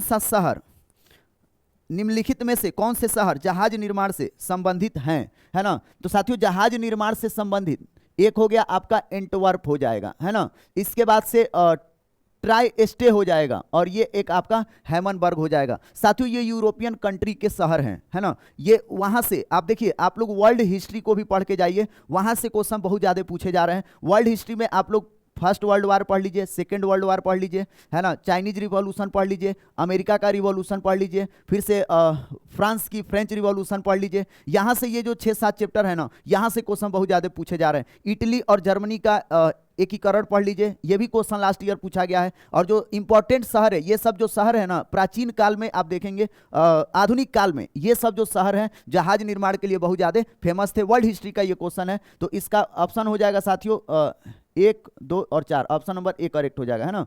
चलिए नेक्स्ट क्वेश्चन पे आते हैं। अगला क्वेश्चन देखते हैं क्या है। अगला क्वेश्चन ये कह रहा है कि निम्नलिखित में से किसे लाल नदी और नीली वादियों की भूमि के रूप में जाना जाता है। तो साथियों आसाम को प्राचीन काल से ही जाना जाता है। तो ऑप्शन नंबर सी इसका क्या हो जाएगा? करेक्ट हो जाएगा। चलिए नेक्स्ट क्वेश्चन पे आते हैं। कह रहा है कि जब पानी में इनो साल्ट डाला जाता है तो बुलबुले बन जाते हैं, इसके पीछे का कारण क्या है? साथियों जब आप लोग इनो डालते हैं पानी में तो बुलबुला आता है, एक ही बार झाग फेंक देता है ना। और ऐसा कहा जाता है कि तुरंत इनो डाल के तुरंत पी लिया जाए, तब वो क्या करता है? कार्य करता है अच्छा से। तो साथियों उसके पीछे का कारण है CO2 गैस। क्या कारण है? CO2 gas. और देखिए 71% अभ्यर्थी सही मारे हैं, तो ऑप्शन नंबर बी इसका करेक्ट हो जाएगा। चलिए नेक्स्ट क्वेश्चन पे आते हैं। अगला क्वेश्चन कह रहा है 68, निम्नलिखित में से कौन सा तत्व सबसे पहले कृत्रिम रूप से उत्पादित किया गया? आर्टिफिशियल रूप से साथियों टेक्नीशियम को उत्पादन इसका किया गया। ऑप्शन नंबर डी इसका क्या हो जाएगा? करेक्ट हो जाएगा। यह भी फैक्चुअल डेटा है, इसको आप लोग तैयार कर लीजिए। चलिए नेक्स्ट क्वेश्चन पे आते हैं। अगला क्वेश्चन देखिए, कह रहा है कि निम्नलिखित में से किसमें न्यूट्रॉन नहीं होता, है ना। तो साथियों आपको बता दूं जो न्यूट्रॉन नहीं होता, न्यूट्रॉन आपका हाइड्रोजन में नहीं होता। इसका करेक्ट आंसर हो जाएगा ऑप्शन नंबर सी। हाइड्रोजन के आप देखेंगे इसके अलग अलग नाम है ना, या अलग अलग समस्थानिक है। 1H1, 1H2, 1H3, है ना। एक को प्रोटियम, एक को ड्यूटेरियम और एक को ट्राइटियम कहते हैं, है ना। ये हाइड्रोजन को पीरियोडिक टेबल में आवारा तत्व के नाम से जाना जाता है, क्योंकि इसका स्थानीय फिक्स नहीं है। तो इसमें आप देखेंगे न्यूट्रॉन नहीं होता। इसमें क्या होता है? न्यूट्रॉन नहीं होता है। चलिए अगला देखिए क्वेश्चन क्या पूछ रहा है। कह रहा है निम्नलिखित में से किस गैस का उपयोग टीयर गैस के रूप में किया जाता है? तो साथियों टीयर गैस के रूप में जिसको प्रयोग किया जाता है ये हो जाएगा आपको साथियों टीयर गैस के रूप में इसको। चलिए ये आपको हम होमवर्क देते हैं, आप लोग बताइएगा, है ना। टीयर गैस के बारे में बताइए और लाफिंग गैस के बारे में भी बताइए, है ना। लाफिंग गैस के बारे में भी आप लोग बताइएगा। हम कमेंट आप लोगों का पढ़ेंगे कि कितना लोग सही जवाब दे रहे हैं। लाफिंग गैस और टीयर गैस का ये आप लोगों का होमवर्क है, ठीक। ऐसे आंसर आप लोगों को दिया हुआ है पहले से, ठीक ना, ऑप्शन में। चलिए अगला क्वेश्चन देखिएगा। अगला क्वेश्चन कह रहा है कि निम्नलिखित हाँ, कह रहा है बर्तनों के लिए नॉन स्टिक सतह कोटिंग बनाने के लिए उपयोग किया जाने वाला पॉलीमर होता है टेफ्लॉन। क्या होता है साथियों? टेफ्लॉन। ऑप्शन नंबर बी इसका क्या हो जाएगा? करेक्ट हो जाएगा। चलिए नेक्स्ट क्वेश्चन पे आते हैं। अगला क्वेश्चन देखिए, कह रहा है कि निम्नलिखित में से कौन सा बेहतर कंडक्टर है? तो साथियों जो बेहतर कंडक्टर होता है ये होता है नाइक्रोम, ठीक ना। ऑप्शन नंबर सी इसका क्या हो जाएगा? करेक्ट हो जाएगा। साथियों ये सब फैक्चुअल डेटा है ना। चलिए 73 पे आते हैं। कह रहा है कि जो मीथेन के अणु में है, मीथेन के अणु में कौन सा बंध होता है? तो साथियों मीथेन जो होता है CH4 होता है। तो इसमें जो बंध होता है साथियों एकल बंध होता है ना, एकल सहसंयोजन बंध होता है। ऑप्शन नंबर सी इसका करेक्ट रहेगा। चलिए नेक्स्ट क्वेश्चन पे आते हैं। 74 है ना। कह रहा है कि 74 नंबर की ध्वनि की तीव्रता किस में मापी जाती है? तो साथियों जो ध्वनि की तीव्रता इंटेंसिटी होती है यह आयाम में मापी जाती है। ऑप्शन नंबर बी क्या हो जाएगा? करेक्ट हो जाएगा। इसमें ऑप्शन में हम लोग शायद यहाँ पे टाइपिस्ट ने उसको आवृत्ति शायद कर दिया था, तो ये आप लोग देख लीजिएगा थोड़ा सा, है ना। चलिए अगला क्या कह रहा है? फोटो स्टेट मशीन निम्नलिखित में से किस तकनीक पर कार्य करती है? तो साथियों जो फोटो स्टेट मशीन है यह चुंबकीय छवि निर्माण करने का कार्य करती है ना। तो ऑप्शन नंबर ए इसका करेक्ट हो जाएगा। और क्या क्या ऑप्शन दिया है? सॉरी, छवि निर्माण, चुंबकीय छवि निर्माण, इलेक्ट्रोमैग्नेटिक, है ना। साथियों इसका डी नंबर करेक्ट हो जाएगा, है ना। विद्युत चुंबकीय छवि निर्माण करने का ये क्या करती है? कार्य करती है photo state machine. Option number D इसका करेक्ट हो जाएगा। चलिए अगला कह रहा है क्या चीज की एक खगोलीय इकाई औसत दूरी किसकी होती है? तो साथियों सबसे पहले ये समझ जाइए, जो लंबी दूरी तय करने के लिए, लंबी दूरी को नापने के लिए या दो ग्रहों के बीच के दूरी को नापने के लिए हम लोग जिसका प्रयोग करते हैं वह करते हैं खगोलीय यूनिट का। किसका करते हैं? खगोलीय यूनिट का। तो पृथ्वी और सूर्य के बीच का जो दूरी है ना, इसको औसत दूरी को मापने के लिए हम लोग खगोलीय इकाई से ही क्या करते हैं? मापते हैं। तो इसका ऑप्शन नंबर ए करेक्ट हो जाएगा, जिसको 70% अभ्यर्थियों ने सही किया है। 1005 अभ्यर्थियों ने इसे अटेम्प्ट किया है। चलिए नेक्स्ट क्वेश्चन पे आते हैं। अगला क्वेश्चन देखिए क्या कर रहे हैं। कह रहे हैं निम्नलिखित में से कौन सा बेहतर कंडक्टर है? तो साथियों बेहतर कंडक्टर है निकल, है ना। ऑप्शन नंबर बी करेक्ट हो जाएगा, है ना। इसका बहुत सारे अभ्यर्थी नाइक्रोम मारे हैं, है ना। नाइक्रोम नहीं, इसका करेक्ट आंसर निकल होगा। चलिए नेक्स्ट क्वेश्चन पे आते हैं। कह रहा है कि आलू जो है, आलू यह किस कुल से संबंधित है ना। आलू के बारे में पूछा है, आलू किस कुल से संबंधित है? तो ये सबको पता है, आलू वाला की सोलेनेसी कुल से संबंधित है। आलू के बारे में पढ़ लीजिएगा। गेहूं के बारे में, गेहूं ग्रेमनी कुल से है। इसी प्रकार से धान हो गया। फिर इसके अलावा आलू के अलावा और भी जो बहुत सारे अनाज हैं, फसल है, फल है, ये आप लोग याद रखिएगा कि आम किस कुल का है, सेब किस कुल का है। यहां से क्वेश्चन क्या होते हैं? पूछे जाते हैं। ये लास्ट ईयर पूछा गया है ना, आलू के बारे में। चलिए अगला कह रहा है कि गुलामगिरी के लेखक कौन है? तो Jyotiba Phule. Option number B क्या हो जाएगा? करेक्ट हो जाएगा। चलिए नेक्स्ट क्वेश्चन पे आते हैं। अगला क्वेश्चन क्या कह रहा है? इंग्लिश अब स्टार्ट हो गया साथियों। इंग्लिश का हम डायरेक्ट आंसर आप लोग का कर देते हैं ना। इंग्लिश आप लोग जा करके पढ़ लीजिएगा, इंग्लिश का हम एनालिसिस नहीं करेंगे, है ना। चलिएगा तो 84 देख लीजिए। 84 का आंसर इसका ए हो जाएगा, है ना। आप लोग मिला लीजिए। चलिए 84 के बाद आइए फिर इंग्लिश अगला कौन सा है? 89 है, सॉरी 84 था ना, हाँ 85। 85 का ऑप्शन नंबर बी क्या हो जाएगा? करेक्ट हो जाएगा। चलिए 85 के बाद नहीं 85,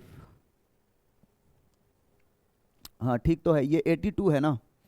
चलिए 82, हाँ 82 का साथियों ऑप्शन नंबर सी हो जाएगा। ऑप्शन नंबर सी हो जाएगा। चलिए नेक्स्ट क्वेश्चन पे आते हैं। अगला क्वेश्चन 82 के बाद 83 है, तो इसका हो जाएगा इनटू। इसका क्या हो जाएगा? Kanishka was initiated into Buddhism by Buddhist monk, है ना। चलिए ये हो गया। अब आते हैं 84 पे। 84 देखिए क्या हो जाएगा इसका? इसका ऑप्शन नंबर सी आप लोग मार लीजिए, है ना। Reply to this letter. चलिए 84 के बाद 85, इसका ऑप्शन नंबर बी हो जाएगा। In both good times and bad times, ठीक ना। चलिए अगला देख लेते हैं। 86 देखिए। 86 का जो कितना नंबर है? 86। 86 का हो जाएगा ऑप्शन व्हाई नॉट, है ना। Option number A. चलिए नेक्स्ट क्वेश्चन पे आते हैं। साथियों एक चीज आपको बता दूं, इंग्लिश में सिनोनिम्स, एंटोनिम्स, है ना, इडियम्स एंड फ्रेजेस, है ना, फिर से मीनिंग का करेक्टली स्पेल्ड, मीनिंग स्पेल्ड, और साथ ही साथ आप लोग वन वर्ड सब्स्टिट्यूशन, इसको आप लोग जरूर पढ़ लीजिएगा। और प्रीपोजिशन का यूज आप लोग पढ़ लीजिएगा। यही क्वेश्चन ज्यादातर पूछा जाता है, ठीक ना। चलिएगा 87 का आंसर आप लोग कर लीजिए। 87 का डी हो जाएगा, रेज्ड हो जाएगा, है ना, रेज। Option number D. चलिए नेक्स्ट क्वेश्चन आते हैं 87 के बाद 88। है ना साथियों। 88 का यहाँ पे आंसर होगा 12 और 32, ऑप्शन नंबर सी इसका आप लोग सुधार लीजिएगा। चलिए 88 के बाद 89 पर आते हैं। 89 पर ये आपका मैथ का सवाल है 89, इसको भी आप लोग कर लीजिए। मिक्सचर का सवाल पूछा है, इसको 81 ml इसका क्या हो जाएगा, आंसर हो जाएगा। साथियों यहाँ पे जो अनुपात दिया है ये 72 नहीं, यहाँ 7:2 कर लीजिएगा, ठीक ना, तब बन जाएगा। कह रहा है एक मिश्रण में 729 ml दूध और पानी का अनुपात 7:2 है ना। 72 के वजह से बहुत सारे नहीं बनाए होंगे, है ना। तो 7 और 2 अनुपात में इस 729 को क्या करिएगा, मिश्रण को बांट लीजिएगा। 7:2 में मिल्क और वाटर का मिश्रण है, इसको कर दीजिएगा 7, इसको कर दीजिएगा 2, बांट लेंगे तो ये आ जाएगा 81। तो एक कर लीजिएगा 81 गुणे 7 और एक हो जाएगा 81 गुणे 2। तो इससे पता चल जाएगा कि कितना इसमें कितना दूध है, कितना पानी है। उसके बाद से आपको क्या करना होगा, कह रहा है दूध और पानी में एक नया मिश्रण का अनुपात 7:3 करने के लिए कितना पानी मिलाना होगा, है ना। तो साथियों कितना पानी मिलाना होगा ये आपसे पूछा गया है, तो इसको आप लोग सेम रखिएगा 81 गुणे 7 और ये हो गया 81 गुणे 2, ठीक ना। चलिएगा और इसमें पानी मिलाना है तो x कर दीजिएगा, अनुपात कितना 7/2 प्राप्त करना है, सॉल्व कर दीजिएगा, x का मान आ जाएगा तो 81 आ जाएगा, ठीक ना। चलिएगा अब ये 81 आया कहां से, तो साथियों ये अनुपात के मेथड से आया। अगर किसी संख्या को अनुपात में बांटना हो तो हम लोग कैसे बांटते हैं, जैसे मान लीजिए 729 है, इसको 7:2 में बांटना है तो हम लोग दोनों को जोड़ देंगे, कुल मिला के कितना है 9 इकाई है, और 9 इकाई कितना के बराबर है 729 के, तो 1 इकाई बराबर कितना हो गया 81। तो 1 इकाई का मान 81 है तो 7 इकाई का मान कितना हो जाएगा 81 गुणे 7, और 2 इकाई का मान कितना हो जाएगा 81 गुणे 2। अब इन दोनों को मिला देंगे तो 729 हो जाएगा। तो यही कह रहा था 81 गुणे 7 अब बटा ये, इसको दूध को तो कुछ करना ही नहीं था, पानी मिलाना था। कह रहा है दूध और पानी का एक नया मिश्रण अनुपात इतना प्राप्त करने के लिए कितना पानी और मिलाना होगा, तो दूध को सेम रख देंगे, पानी में हम x मिला दिए हैं, इतना पानी, है ना। कह रहा है प्राप्त करने पानी और कितना मिलाना होगा, तो x पानी मिला देंगे तो अनुपात प्राप्त हो जाएगा 7/3। अब बाकी का सॉल्व कर लीजिएगा। चलिए नेक्स्ट क्वेश्चन पे आते हैं। 89 के बाद 90 नंबर कह रहा है कि दो रेखाओं का प्रतिनिधित्व करता है। साथियों ये समानांतर करता है, ऑप्शन नंबर डी इसका क्या हो जाएगा, करेक्ट हो जाएगा। चलिए 91 देखिए, हाल ही में भारत के प्रधानमंत्री उड़ान योजना के तहत उत्तर प्रदेश के किस जिले में एक नए हवाई अड्डे का उद्घाटन किया है, तो साथियों सहारनपुर में। और आज का जो अपडेट आया अभी अभी कि एक बिहार हम गुजरात से एक प्लेन जा रहा था ब्रिटेन के लिए, जो आप देखेंगे अहमदाबाद में क्रैश हो गया है, जिसमें लगभग 250 लोग के आसपास क्या हो गए हैं, दुर्घटनाग्रस्त हो गए हैं, बहुत सारे लोगों की मृत्यु भी हो चुकी है। ये आज का अपडेट है साथियों, बहुत दुखदायी घटना है ना। चलिएगा नेक्स्ट अगला है 92 नंबर क्वेश्चन। कह रहा है कि मैराथन दौड़ की आधिकारिक दूरी क्या है, तो मैराथन दौड़ की आधिकारिक दूरी है 26 मील 385 गज, ऑप्शन नंबर बी करेक्ट हो जाएगा। नेक्स्ट क्वेश्चन क्या कह रहा है, कह रहा है एरिट्रिया जो 1993 में संयुक्त राष्ट्र का 182वां सदस्य बना था, किस महादेश में शामिल है, तो अफ्रीका महाद्वीप में, है ना।